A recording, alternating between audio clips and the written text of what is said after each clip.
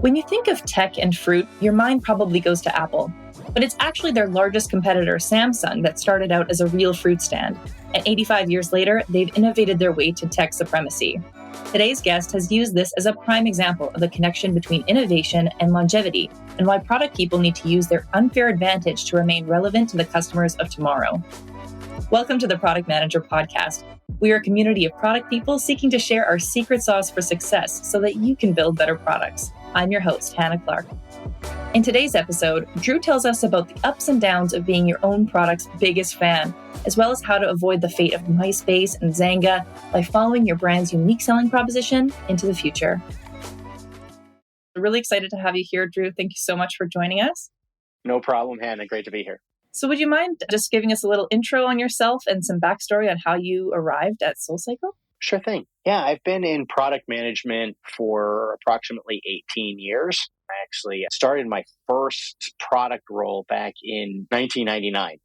I worked at an internet incubator back then, and we were helping to create the first online entities for a lot of brick and mortar companies. And then actually got to work on a really cool project where we were helping Russell Simmons create his first website, which was called Russell Simmons One World, RS1W, eventually became BED.com. But things didn't all go well in the early, days of the internet, and left the industry in 2001 after the bubble burst, but came back in 2006. And I actually spent a lot of my time in the media world. At the very beginning in casual gaming, working and building gaming websites. Worked for a few different companies doing that. A company called Cafe Mom, which is Cafe Media now. A company called IAC, which is a big conglomerate in New York and Texas, and then a games developer called Arcadium. But I moved over to AOL in 2012 and actually helped found an innovations lab at AOL called Alpha. And I co-founded that with Peter Rojas, who was one of the original founders of Engadget. And we created this internal innovations lab focused on new technologies and new platforms. And so we got to continue to expand our work there with when AOL was purchased by Verizon and we merged with Yahoo. I've been in the media space for a fairly long time. And, I wanted to start looking at ways that I could diversify my own experience. And, I was, toward the end of my time at Verizon Media, I wanted to work on something that I was really passionate about. And I was a pretty avid SoulCycle rider. I was riding every single day, spending a significant amount of money. And SoulCycle needed someone that kind of had some experience within the media space because we were entering into creation of our online presence and then also our at-home experience. And so they were able to kind of found this sort of kismet experience of I had all this experience in product. Soul needed someone that knew the experience, but then also loved SoulCycle. So things really worked out. I started running the product team in 2018, and then took over all of product and engineering and technology in 2021. And this is where I am today. That's so awesome that you're able to bring a customer, like a really avid customer approach to your role. How did that influence your earliest days of the company? Yeah, it's a blessing and a curse. When for my whole product career, we always talk about dog fooding. We have to make sure that we're utilizing the products that we use. And I always do. You always make sure that I'm an active user, but was never this level of fandom, of being around the product all the time, being such an avid user. And, I could very easily slip into the role of wanting to build the products that I wanted, which is exactly where the curse comes in, because we can lose a level of our empathy when we're building the products that we use on a daily basis. And, I need to consistently remind myself that I am not the typical SoulCycle rider. Whether it is the demographics, the psychographic cohorts that we are building for, but then also one of the perks of the job is I ride for free. And the experience that when you're riding for free is vastly different for the rider that's spending $38 to $40 a class. And so it really is wonderful to build this thing and to work on this product that I'm so passionate about and I love so much. I do need to consistently remind myself that I'm not building for myself. I'm building for our customers and our users. So it's definitely an interesting experience. Interesting. So in order to capture some of those insights of the real target customer, not yourself, but who you're really building for, what are some of the ways that you capture some of those insights or really action what you've discovered about that rider? Yeah. So, a lot of it is a combination of qualitative and quantitative research and understanding. One of the great things about SoulCycle versus some of the other products that I've worked on in my career is that we have a finite user base and they're easily approachable. So if I need to get information, I can easily walk upstairs. My office is right below one of our studios, and I can easily walk upstairs and speak to a group of riders and know exactly who I'm speaking to, what cohort they exist in, what their rider frequency is, etc. It's very easy to get in touch with them. And because, we're talking about a user base which is significantly smaller than, working on a product like Huffington Post, where we're talking about 35, 40 million active users a month versus SoulCycle, which is obviously smaller, we have the ability to really quantify the data that we're getting back from our riders. So it's good. I think that we have the ability to talk to them on a regular basis. We can have FaceTime directly with them easily. It also is easier for us to sort of group them into what, who they are and what they want from the experience, because we can build these groups into the person that rides once a month, twice a month versus the person that rides 7 times a week or more. And we can build product initiatives and things that work across all of those different groups. But we also get very quick feedback from them, constantly, talking to them, constantly providing surveys, things that we can actually figure out, did we do the right thing? One of the things that's true in product is that we always want to guarantee success based on data, but at the same time, we're really always making educated guesses. We're trying to pull as much data as possible, and we make a hypothesis based off the data that we've collected, and we build something on top of that. And we only know if it actually works once we actually ship the product and we see if people are adopting it or using it. The good thing is that we get a immediate feedback, and it's easy to get. Our riders, who I love, are also very vocal. So we get a lot of information from them, so we can make changes quickly. But then we can start looking at, and we start getting the quantitative data of everything, the data that we're pulling in, and then we can know within about 60 to 90 days if it's actually hitting the goals that we want, especially when it comes to things like frequency acquisition, which are, a couple of our big KPIs that we're constantly looking at. Yeah, it must be such a blessing to have a sort of like a readily available focus group practically on site. So that's really cool. Switching gears a little bit, I did want to talk a little bit about your keynote at ProductCon not too long ago. So on stagnation to innovation, such an interesting topic. I love the presentation. For anyone listening, it's definitely worth checking out on YouTube. Do you mind just giving us a little bit of a Cliffs Note version and sort of set the scene about what that chat was about? Yeah, sure. So a lot of that talk was about how companies can often stagnate or get stuck in the things that they know. This often happens with business models, but it happens with product initiatives, et cetera, is that we like to stick to our safe space. We know that these business models are where our money comes in, these products that are proven. And what we like to do is spend a lot of time where we feel safe, where we know, and that might be small tweaks or iterations on the existing experiences. The problem is that doesn't set us up for future success. The world is constantly changing around us, and we need to be able to change our product offering and our experiences and our businesses to match with them. One of the things at SoulCycle is that we can't just rest on the laurels because what was successful in 2006 when we launched are not going to be successful in 2023. So for that, we constantly have to figure out how to build innovation, how to actually change the things that we do to guarantee future success. It does mean taking ourselves out of our comfort zone. It definitely means knowing that you're going to fail at sometimes. But at the same time, it does help set yourself up for more longer term success.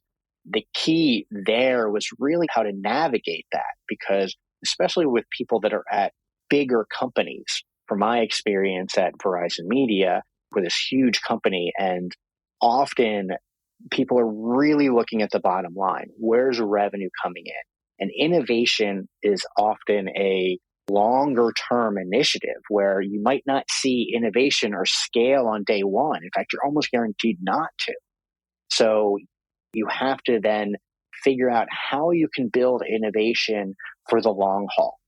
How can you actually look at building something that's going to work, maybe not on day one, but on day 300, on day 600, and be able to know that you're going to try to build against it. And it also often means redefining success, looking at things like velocity of growth as opposed to, total active users, things like that.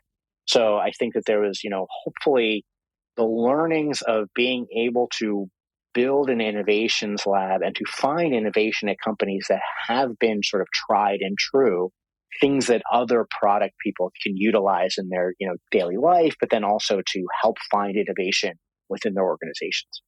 One of the examples that you used that I thought was really interesting was the idea of Samsung, who innovated themselves from a fruit company into the largest name in electronics, basically worldwide. Yes. And in the way that they've constantly looked for sort of a lateral in to a related but strongly tied market. Yeah. So from fruit to, refrigeration and washing and those kinds of things, textiles. Mm-hmm. So when we're putting that into more of a contemporary context with product people, for example, in SaaS or a newer emerging market, what would you suggest in terms of looking for those lateral opportunities or other ways to innovate beyond sort of the box that we're already in?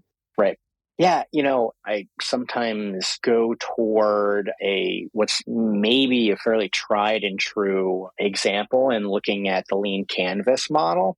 And one of the things in lean canvas that I think is always really interesting is looking at the unfair advantage. It's sometimes thinking about what's your superpower? What is the thing that you do that's unique for everyone else? And often you need to break that thing down to its bare minimum, to its bare bones, to figure out what that is and seeing if you can then build on top of it. One of the things I think that's really interesting about the SoulCycle experience is we often think about what's special about Soul. Why has Soul existed for, all of these years? And people point to a lot of different things. It's the amazing instructor community that we have. It's our, incredible riders. It's the fact that we had a lot of very zealous, passionate people in there. But the thing when I break it down to what is really, truly special about SoulCycle is that we've taken something that people inherently don't enjoy doing, which is working out, and we've made it fun. When you interview SoulCycle riders, the number one thing that they say that they come back is because they have fun. And so what I'm constantly thinking about within the SoulCycle ecosystem is what don't we like doing and how do we make that thing fun? I think thinking about that is really, really important. I think that, obviously in the Samsung scenario, they sort of consistently built on top of what they knew and what they did. And, understanding that we're providing the key essentials to people and how that could go from food to refrigeration to dishwashers and clothing washers and dryers to electronics. I think that you see that there's a consistent leveling up of those things. And I think that that's really, really important as you sort of look at. One of the things that I think is hard is when things go off the rails and you just look at a trend that's really exciting and then go for that. So that's an example of a company that is a rooted Web 2 company that's all of a sudden saying like so much about Web 3 and saying like we need to be in NFTs or blockchain or things like that. But if it's not inherent to what you do, then you're just going after something that's a shiny new object. And if it's not in your bones, it's not going to work because you're not going to be able to relate it to what your existing customer base likes. and then it's going to be hard to build on top of that. Okay. Well, I'm a sucker for an anecdote. So if you have maybe an example of a way that SoulCycle, you've kind of taken some of those insights and converted them into something that we know is now just part of the SoulCycle lifeblood. Yeah, the biggest one that I think that from a technology standpoint that we often talk about is SoulBeat. When I joined SoulCycle back in 2018, there was a lot of thought around the concept of quantified self. The data that we collect every single day of like, what do we do? Everyone was wearing Apple Watches and thinking about how we adopt that, but at the same time, do it in a truly soulful way. Because, from day one, SoulCycle was an escape from technology. How do we introduce technology in a way that doesn't hurt the soul of what we do? We're building SoulBeat. One of the things that I often thought about was I used to be an active runner and I had a Garmin. And the Garmin was often the thing that I pointed to for the reason I stopped running.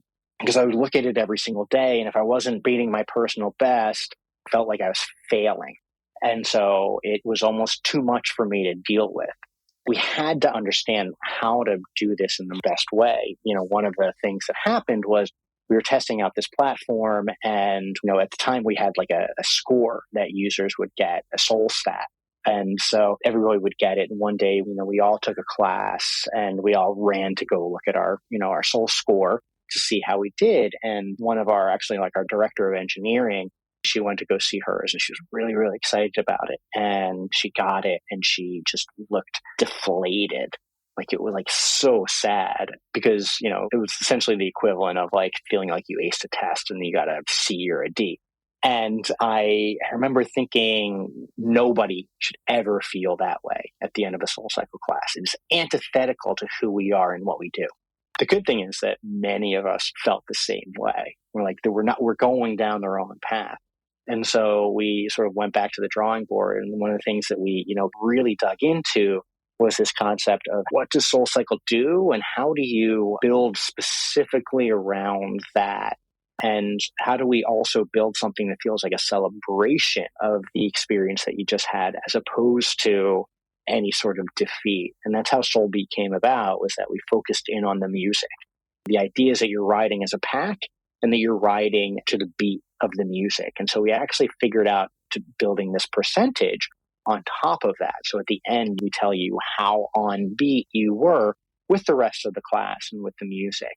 And if it's an off day for you and maybe you can't push yourself to the max, you can still get a great SoulBeat score because you can maybe turn the resistance down a little bit. But at the end of the day, you're still doing something that's going to be a celebration of yourself and a celebration of something that you wanted to do to better your life. I think that really kind of hit in exactly what SoulCycle is. And we found this sort of great way to take something that was out there as a trend in the industry and make it fit for what we do. I love that you're thinking about things in terms of the whole experience and how people are walking away from a product, not just coming into it. That's really cool. Thank you so much for those insights. I think a great way to end, now that we're talking about beats, what's on your playlist right now? What are you listening to in a SoulCycle class or outside of one?